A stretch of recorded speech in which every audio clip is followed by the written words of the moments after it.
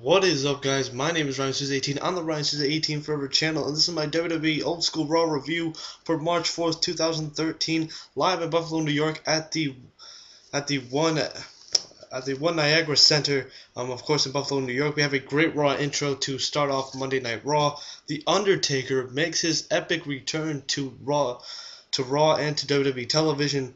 As he comes out, he throws up his arms, and up on the Titantron pops up the WrestleMania 29 sign. And after that happens, we cut into a commercial break. CM Punk, out of all people, comes out, so it was kind of obvious that it was going to be CM Punk versus The Undertaker at WrestleMania 29. And pretty much everything was all old school. I mean, you had the ring, of course, was old school. The barricade was, was a steel barricade. The announce table was smaller. It was like a little table. Jerry Lawler and Michael Cole were just all, old school. Justin Roberts, all the announcers, all the referees were all, in just an old school gear. CM Punk comes out saying that, you guys ruined my shot at WrestleMania to face The Rock at WrestleMania. This, and that. Like I said in my preview, that he was going to complain, and apparently The Undertaker did come out, but it was before Punk had even said anything.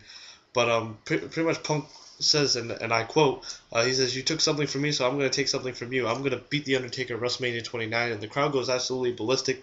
Randy Orton comes out saying that it's been 8 years since The Undertaker and Randy Orton have, dueled it out at WrestleMania 20, at WrestleMania 21, and he would love to face The Undertaker again. Then the Big Show comes out saying that, back in the day when I faced The Undertaker back in 03, I never had, my fist." So that would go on, and then we have Sheamus comes out saying that I never faced The Undertaker, and it would be an honor to face him. And then Vicky Guerrero comes out announcing that it would be a fatal four-way match tonight, in which the winner would go on to face The Undertaker at WrestleMania 29 in New York/New Jersey at MetLife Stadium. Then we have the Ryback versus Antonio Cesaro, a very good match to start off Monday Night Raw, or Old School Raw, I should say. Ryback hits the shell shock on Antonio Cesaro, picking up the win for himself. So congratulations to Ryback. Then we have Mark Henry versus Zack Ryder, pretty much a squash match. Zack Ryder comes in strong, and then Mark Henry out of nowhere hits the World's Strongest Slam, lays out Zack Ryder, and that's pretty much it for that match. Then we have The Miz going up one-on-one against Dolph Ziggler, this show-off. The Miz introduces Ric Flair, and Ric Flair will be in his corner, and The Miz hits the figure four leg lock on Dolph Ziggler, causing him to tap, and The Miz would be your victor of the match. Then we have an epic Rock versus Cena confrontation, the first of many confrontations leading up to the 34 days until WrestleMania 29 between Rock versus Cena 2. What one hell of a confrontation between these two guys. What The Rock said, what John Cena said was unbelievable. John Cena pretty much saying, like he said last year, this match means a lot to me, and I'm not going to throw it away. And he told The Rock this. He says, "You know what, Rock? Come WrestleMania in 34 days, your time will be up, and my time is now." And then The Rock says, well, that's funny, Jack. And pretty much he says, the one difference between me and you, Cena, is that you think you can beat me, but I know I can beat you again. So, an epic confrontation between these two guys. I really enjoyed that. And all this in the first hour, so it was a very interesting start to Monday Night Raw. Then we have Hacksaw Jim Duggan versus Jack Swagger. I had the honor of meeting Hacksaw Jim Duggan. I don't have my 2x4 with me right now. It's downstairs. But anyway, Jack Swagger pretty much goes on the attack on Hacksaw Jim Duggan, Sergeant Slaughter, and the American Dream Dusty Rhodes with Hacksaw Jim Duggan's 2x4. And pretty much shows the disrespect to the legends. Then we have his Team Hell No going up against the team of Darren Young and Titus O'Neil, the Primetime Players, and you have the Million Dollar Man Ted DiBiase at ringside, saying that if the Primetime Players win the match, that Ted DiBiase would actually be the manager of the Primetime Players, which is actually pretty cool. To have the Million Dollar Man as your manager, it's pretty cool. But pretty much Team Hell No out of nowhere pulls off with the victory as Kane hits a chokeslam on Darren Young, making Team Hell No your victor. Then we have the Honky Tonk Man coming out with the Monsters of Funk, Brodus Clay, and Tensai, and the Monsters of Funk would go up against 3MB. Pretty much the Monsters of Funk pull off with the victory as Tensai goes up with a roll-up on Drew McIntyre getting the win for the Monsters of Funk, and we have a pretty much a good ending to that match in which Honky Tonk Man hits Heath Slater in the face with his guitar. Then we have his Kofi Kingston versus Fandango, or Fandango, whatever you want to call him. And pretty much the match never even started. Justin Roberts didn't pronounce Fandango's name right, so Fandango said, "Until you pronounce my name right, I will not be making my debut on WWE Television." So that's kind of a downer. To see, I always wanted to see the debut of Fandango, but sadly, we couldn't really see it. So I mean, we'll see when he debuts, and we'll see when Justin Roberts gets his name right.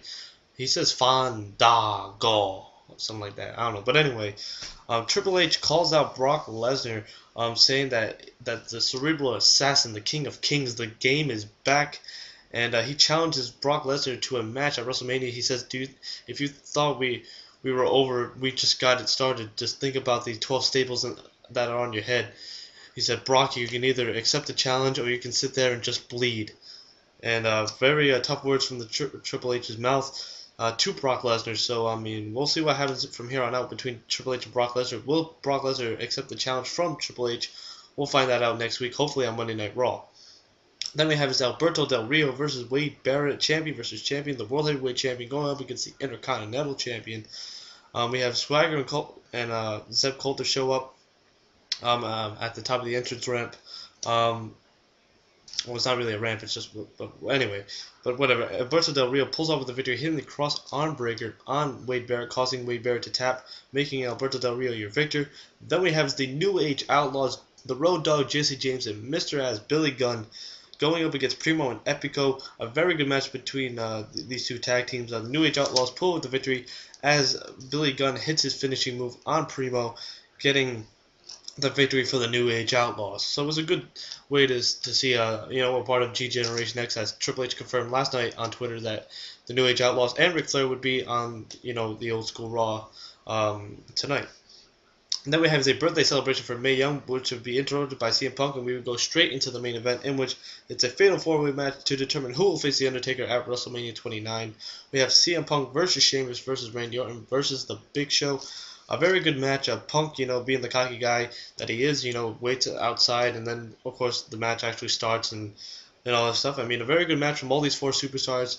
I counted out Big Show. Big Show I didn't expect to win. I didn't expect Sheamus to win. I didn't expect Orton to win either. So I mean, CM Punk is the obvious choice in this matter.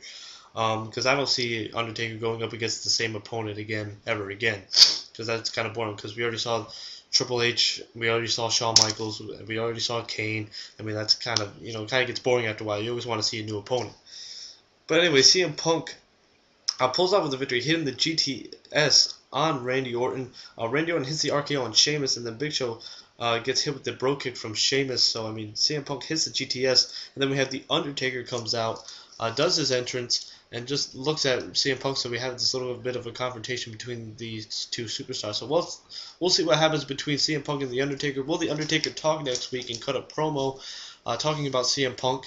Maybe talking about their previous feud that they had, back in I believe in 2009 and stuff when Undertaker was champion and all that stuff. So I mean, we'll see where this feud goes between CM Punk and the Undertaker. What do you think is going to happen between The Rock and John Cena? This was a very great Monday Night Raw. I'm going to give it a 9 out of 10. It was a good Raw, a great Raw, I should say. And hopefully Raw should be like this all the time. I mean, the Old School Raw looks pretty sick, so I really dig it. But anyway, guys, this has been Ryan 18. What were your thoughts on the Old School edition of Monday Night Raw? I really enjoyed it. Did you guys enjoy it? What were your thoughts on the confrontation between The Rock and John Cena? Triple H's epic promo cutting, being cut on Brock Lesnar. What were your thoughts on the whole night? It was a very good night, so hopefully WWE can be like this again. All this old school stuff. I mean, it's pretty cool. But anyway, guys, like I said, this has been Ryan 18. I'm out, guys. Enjoy the rest of your night. I'm out, guys. Again, peace. Don't forget to subscribe. Thank you guys for checking out that last video. Don't forget to subscribe to my Facebook page, and my Twitter page is down below where you guys can like me and follow me. And prepare to be electrified with another video coming soon.